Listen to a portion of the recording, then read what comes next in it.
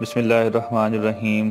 لاکھوں کروڑوں درود حضور پاک صلی اللہ تعالیٰ علیہ وآلہ وسلم اور ان کی آل پر۔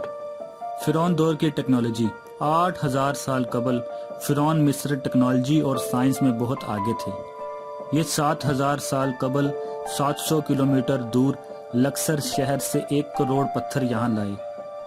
ہر پتھر 25 سے 250 ٹن وزنی تھا۔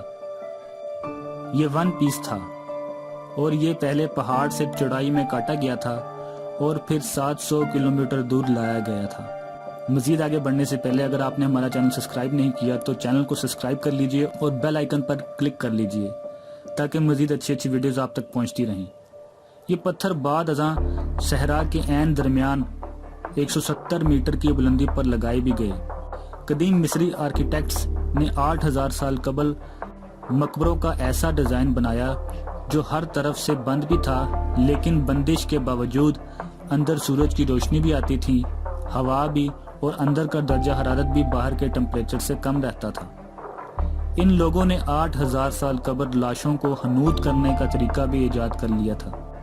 یہ خوراک کو 1000 سال تک محفوظ رکھنے کا طریقہ بھی جان گئے۔ قاہرہ کے علاقے جیزہ کے بڑے اہرام میں 23 لاکھ بڑے پتھر ہیں۔